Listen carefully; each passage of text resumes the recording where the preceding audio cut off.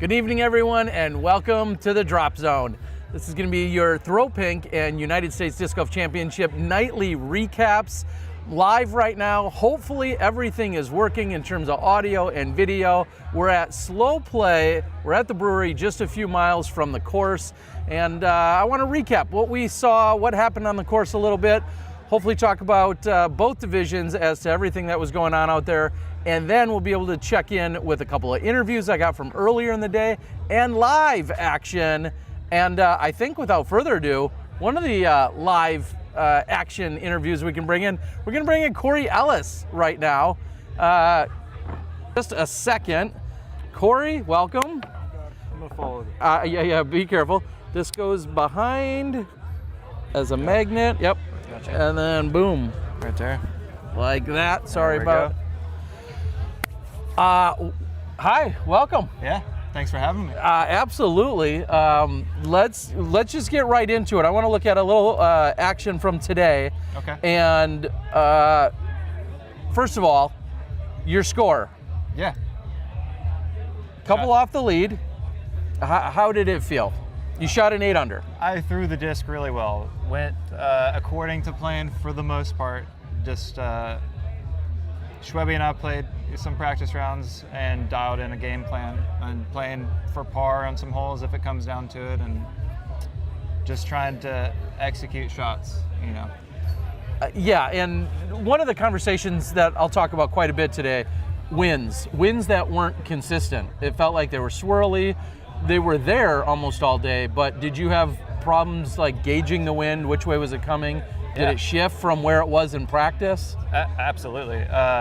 I played last Thursday and we had pretty similar wind, but it was a little swirlier today for sure. Okay. There was a couple times that we checked the wind and by us and we feel a straight headwind, and then we look at the tee or the basket and we see the flag going the opposite direction, and then you wait 5 minutes and it's going the other direction. So it's just guess your best. And now, especially with such a wide open course for the most part, are you checking wind like as you're walking to the tee, like when you're going from the previous hole? Like when is some of that taking place? Or even I think on like an 8 and 16 interchange, right, where those two holes parallel each other, are you thinking ahead to what you're going to see later in the round, or not so much? Yeah, a little bit sometimes.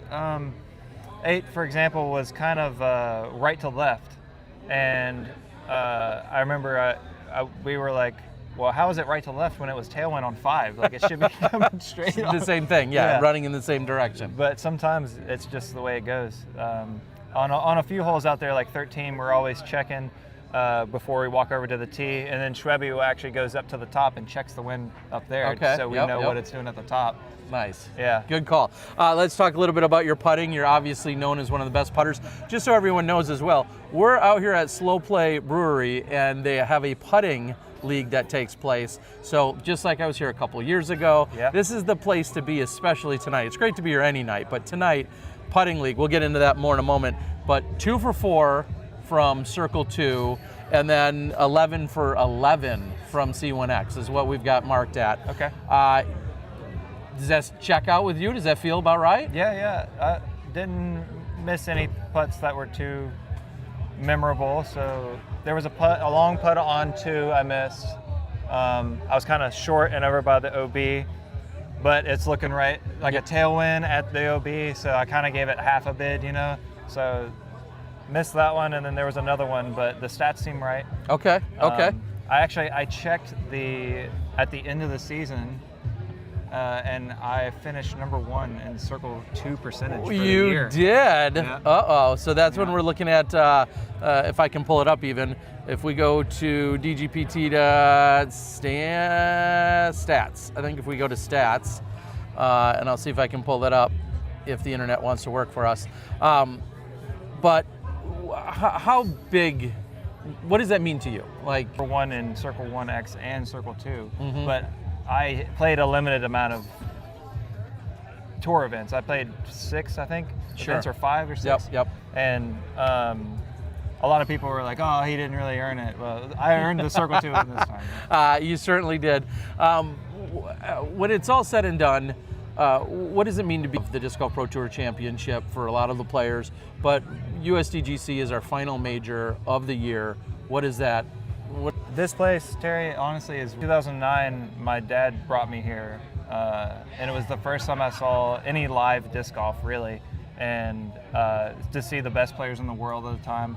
Johnny Sias was playing in it and competing, and he introduced me to Harold Duvall and the Champ and Barry and so many legends that I met at that time. I was like overwhelmed, you know, and so this place is pretty special to me. I mean, I got to see Double G and Robbie Bratton and Germ throw over the water, and that is like kind of the moment I knew like this is the coolest thing I've ever seen in my life. Yeah, you know? it's a very special place for a lot of different reasons. Just a moment ago, I was double checking.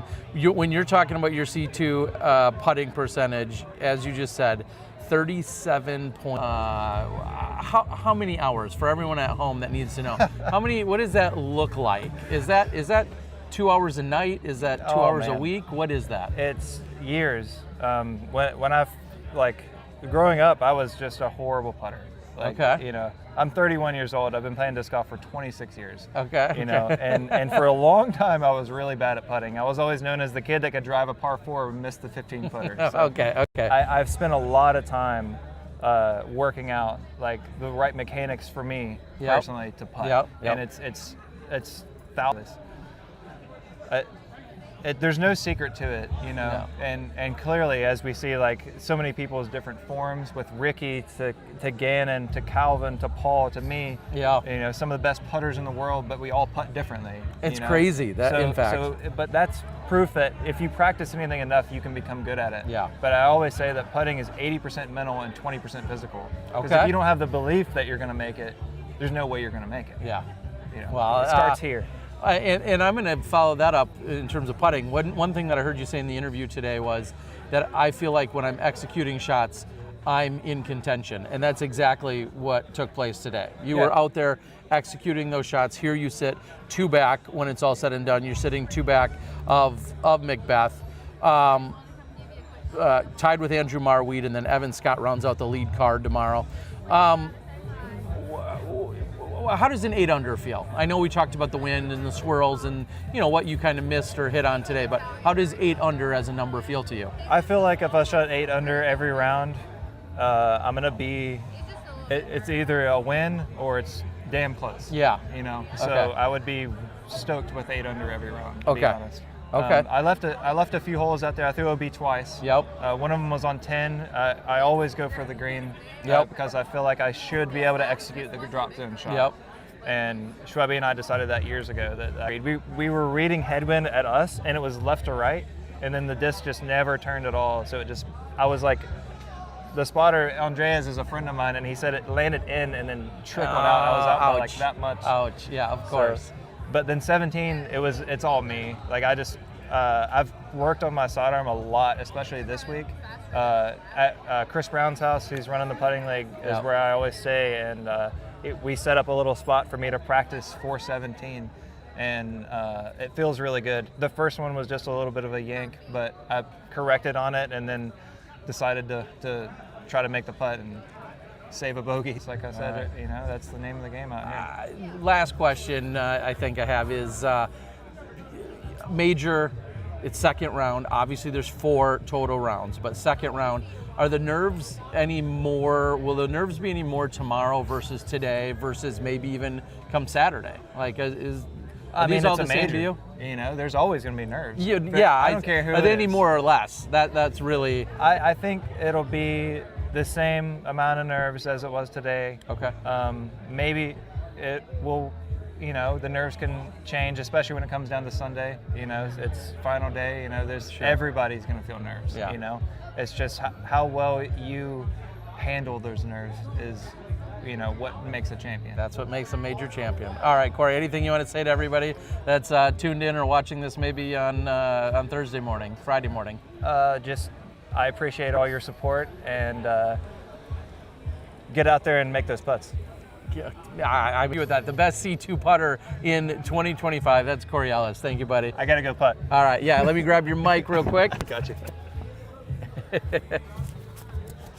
Thank you very much, buddy. Yep. All right. Corey Ellis with the insight. So great to hear. Tomorrow, as I said, he's going to be teeing off second to Paul McBeth. McBeth, who shot the 10 under.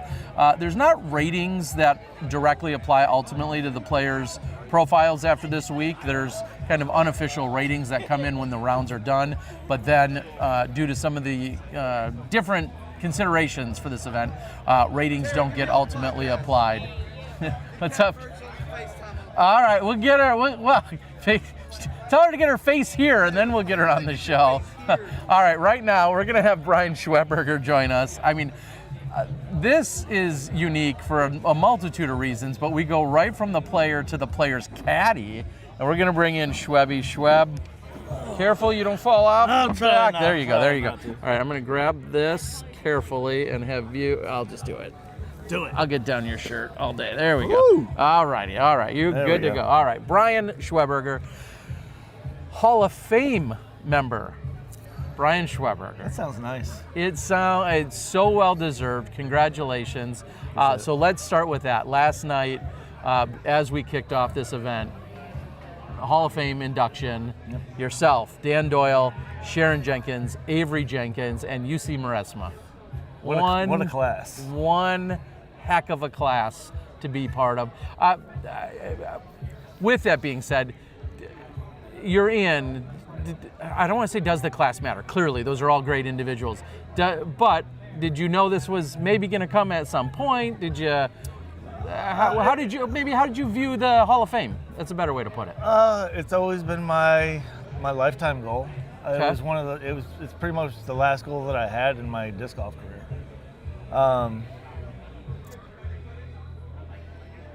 I had a feeling eventually it was going to happen because I always talk to a lot of the Hall of Fame members because I'm a big history buff as far as disc golf goes, and I try to learn as much as I can.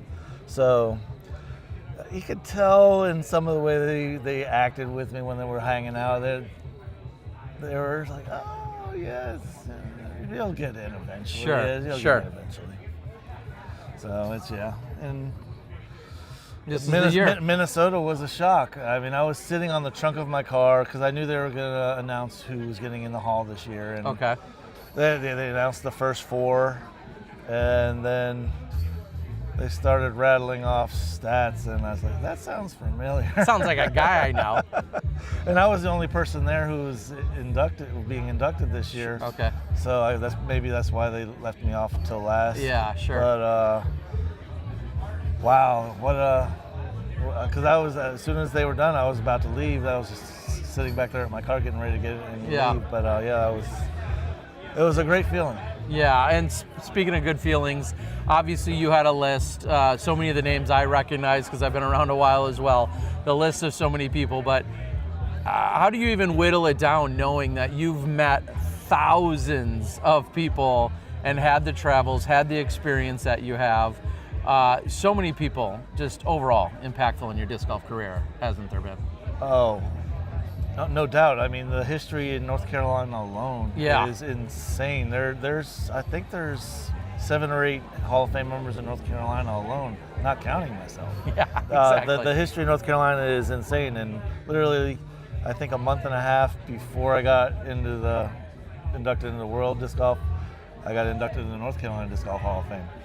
It would have been kind of funny if I got in the World Disc Golf Hall of Fame before, because they just started the North Carolina Disc Golf Hall of Fame last year. So, okay. Yeah, wow. So that was insane. Yeah, that's pretty awesome.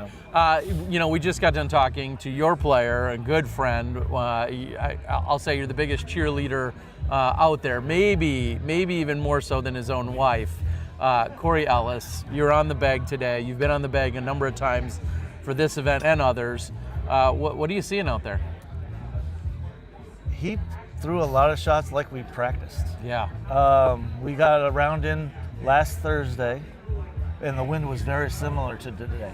Okay. So we knew what we were throwing already when we got on the tee. There was slight tweaks in the wind. It was pretty swirly today. Uh-huh. So it was a very last minute what we were gonna do, and 99% of the execution was there, and it just worked out really well. He only missed one putt today, and the one he made on 17, after he went out of bounds on the first shot, and then he put it, I think it was 40 feet. Okay. On his second shot, well, his third shot, and he said, I don't know if I'm going to go for it. I'm going to walk up to it, see what I feel. I was walked up there next one, he said he's going for it, and literally 10 feet out of his hand, I got it. Man, it was amazing. He's feeling it. Oh, he was feeling it. No, it was an amazing thing to watch. Usually, videoing some of his shots. Today, I didn't do that. Okay. I just letting him play. Don't worry about trying to do the social media aspect. Just let him do his thing. And man, he performed amazingly today. Yeah. Oh, it was fun to watch. Awesome to see. Tomorrow, day 2. Is there anything that you guys talk about, or is it kind of a, hey, I'll just lay back and let him do it on his own? I mean, or is there stuff you talk about going into the round? Especially after such a good round, because I feel like you don't, some will say you don't want to jinx it, or you don't want to, mention anything. Yeah, I don't think either one of us believe in that. Okay. As far as jinxing it, we have a set plan, and we'll adjust it based on the conditions that we come up to when we get there. Okay. Yeah, I mean, it's pretty much that simple. I mean, he already has the ability. It's just a matter of getting him in the right mindset and just letting him throw. I'm trying to do every other aspect so he doesn't have to worry about anything except stepping up on the tee, getting his hand right, and making sure he's focused on his timing on his run up and throwing the disc properly. Oh, what's the relationship like in terms of being on the bag? And I say that or ask that because some players want to joke, they want to talk about everything but disc golf. Some players only want to talk disc golf. Some players don't want anything said, and you're essentially just a two-legged mule. Like, how would you describe like your role when you're on the bag? I mean, we'll talk about anything. It doesn't really matter. One thing I will tell him is tomorrow, unfortunately Ricky missed his last birdie putt on 18. He was at circle 1 putt. Yep. That would have made Paul and Ricky on the same card with him, and that would have made the crowd probably almost twice the size for the final round tomorrow, for the second round tomorrow. But I'll tell him when we're walking down a fairway, look around, take it in. Yeah. Just remember it. You never know when you're going to get this again. Just absorb it, and you'll have it for the rest of your life. Soak it all in. Not many people's going to have that opportunity. Yeah, lead card at a major after a solid opening round. What was a memory today, or a thought? Now, it could be good or bad, or a surprise. Maybe that's even a better question. And it doesn't have to be with Corey, but anything surprise you out on the course at all? Whether it's another player or a scenario or some crazy gust of wind or. No, not really. I mean, it was nice to have some tough wind on the first round. Yeah. Because all the 2 other practice rounds we had, it was ideal conditions. Luckily, we had that nice windy practice round last week on Thursday. But no, there's nothing that stood out. He just did his job and had fun doing it. Just played. Yeah, it was really, really enjoyable. One last thing I'll say before I let you go is right after the round, obviously a solid round, in contention, all the good vibes, and his wife Molly was like, oh my God, I could never caddy. I'm way too anxious when I'm watching this. Like, she's talking about bouncing all around, and she's so excited. It's like a good nervous energy. Do you have any advice for her as a husband, or as a wife, but then a spectator? What should she need to do? I think she did fine. Okay. I don't think she has to change anything. If you're feeling that fun, raw emotion and just excitement, that means you're supposed to be there. Yeah. If you're not feeling anything at that point in time, then maybe you're not in the right place. Yeah. Yeah. That's a good way to look at it. Like, if it's meh, then maybe you don't belong in some way or another in that moment. Absolutely. Because this is one heck of a moment, one incredible place to be. history books, your legacy, all of that. It all comes, shows up here at this major, as you know. Oh, yeah. This tournament always meant more to me than any other tournament. I mean, that's why I think I played. Well, I mean, I played pretty good at Worlds when I was there, but sure, I got a lot of good finishes at this tournament, and I always wanted to win this one. Unfortunately, I didn't do it, but second was a really good finish at this tournament, even though Barry was insane that year. Yeah, well, second, and then maybe you can share in some of that when you ultimately caddy Corey to a win. That'd feel pretty damn good. I think he's got a really good chance. He's playing really well, and we figured things out. I love it. All right, Schwebby, we're going to let you go. Yeah, Thank you, buddy. Love you. Hell yeah, love you too, Thanks brother. for everything. Congrats on the Hall of Fame. Congrats on the 10,000, 12,000 wins, whatever you're at. 455. Congrats on all of those. And we'll see you out there on the bag tomorrow. Absolutely. All right, buddy. I'm going to grab your mic. All right. Oh, yeah. It's going to be the last time. All right, buddy. Thank you. Absolutely. All right, appreciate it. Y'all have a good night. Ryan Schweberger joining us. What is it, 1298? 99. Dang, okay. It's not too bad. And we've known each other since 98. 98 Worlds, yes. Brian Schweberger. All right. Hopefully everything's going okay for you guys. Yes, unfortunately, it looks like our internet signal's a little bit on the choppy side. Hope the audio keeps rolling through for you guys. All right, what I want to do, I know we just talked to Schwebby along with Corey Ellis.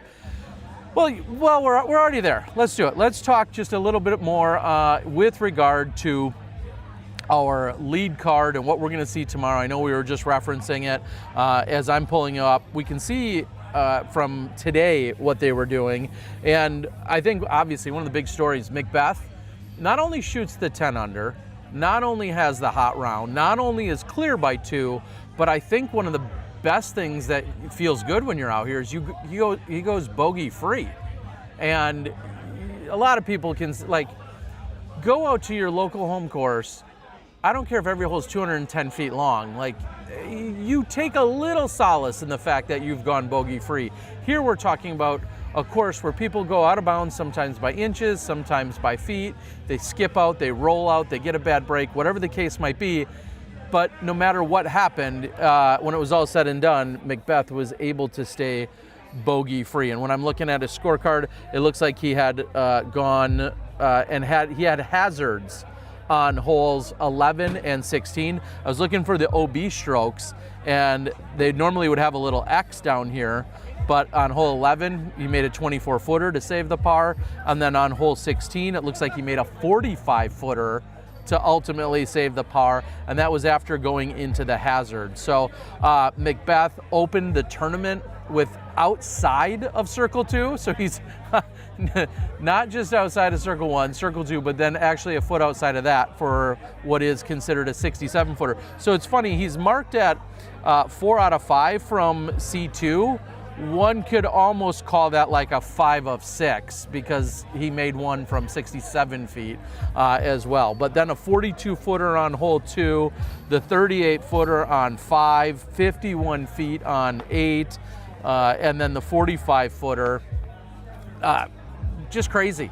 I mean, that's proving that Paul Macbeth is dialed in from that Circle 2 range. Obviously, his Circle 1 putting looked pretty good. The only one that I think he missed actually was hole 18, and he was talking about the wind coming off, and it was just a slight misread. With how good he played, everybody, I think, was expecting 18's putt to go in as well, but there was a little bit of wind coming off the lake, and it hit high and left. Maybe you saw it on the network, but I was there for that to see that one not go in. But regardless, incredible run for Macbeth. Unofficially, I'm counting right now, I see the little segment we're gonna have, which is called the streak here, and that's brought to us by our friends over at Climo Disc, and we're gonna try and find who had the longest streak of birdies, and then not only recognize it, but then also find some ways to give away some Climo Discs this week. So make sure you're here every night. The streak by the Ken Climo disc line is going to be given away. Super exciting to see that. I saw that, like we just said, Macbeth with 4 in a row. And we'll continue to keep an eye on that and see if we can put those together every night. Evan Scott is jumping off the page at me right now. I'm seeing him with 6 in a row at one point out there today. I can't imagine somebody got more than 6 in a row. 4 by Colton Montgomery in a row, 4 by James Conrad in a row. Eagle McMahon, I guess we're gonna have to make a provision. Eagle went birdie, birdie, birdie, eagle. So that's still 4 in a row. We're gonna count that. 5 in a row by Zachary Nash at one point, and that's gonna be about it. So 6 in a row looks to be the hottest in terms of the overall streak. And keep that in mind, because we're going to be giving away some action. So tomorrow, as we said, Macbeth, Ellis, Andrew Marweed, and Evan Scott. I don't know if this is all too obvious. Corey Ellis, Andrew Marweed, 2 best putters in disc golf right now, and finding them on the top of this particular course after round number 1. Call it a coinkydink. I don't know. Putting seems to heal all wounds when you're out there on the course, even if you're finding yourself in the hazard like Macbeth did today. So it'll be awesome to see those 2, along with Evan Scott, who shot a 7 under. Ty Love, Luke Taylor both had 7 unders. And then rounding out the last, we'll say, second and third cards, Aaron Gossage, along with Ricky Wysocki, and then Barella, Presnell, Ezra Robinson, and on the top, or excuse me, on the bottom of that third card will be Kelvin Heimberg, who we've seen make a very good run at this event in the past. So awesome to see. Looking forward to it when it comes to tomorrow's action. I don't know if I have much else to talk about in terms of there. Maybe you guys saw some action. If you've got stuff you want me to either try and answer or you want to ask me about, please put it in the chat. I'll see if I can do my best to answer any questions out there. But it's all said and done. Paul Macbeth, the clean scorecard, the 10 under. You look at how the other 7 guys in the top 8 spots all birdied 18, and then knowing that Paul kind of just barely missed that one, you think there's an obvious opportunity. 17 today, players weren't too aggressive. The pin being in the short left position makes it very difficult to attack it. And so you see a lot of people bailing out and pushing way off to the right side, and then depending on how far away they were, that was if they decided to go after the putt or not. But tomorrow I think we're gonna see a lot more birdies on hole number 17, just because the pin will be easier. Excuse me. Okay.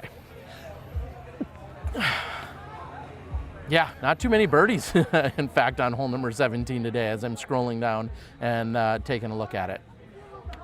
All right.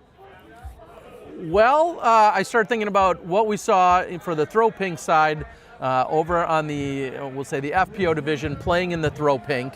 I'm going to, I think we can catch up. Not only did we have a couple different stories and interviews from out there today, but our defending champion, certainly a favorite at this event, being Gannon Buhr, who's won this event twice before. He came out today with what I would consider a relatively slow opening by his standards when it was all said and done. But Gannon Buhr out there on the course today, I caught up with him after his round and wanted to hear what he had to say. I was just looking. He's ultimately in a tie for 19th when it was all said and done with his 3 under, a tie for 19th. I caught up with him after the round. Here's what Gannon Buhr had to share about round number 1 at the USDGC.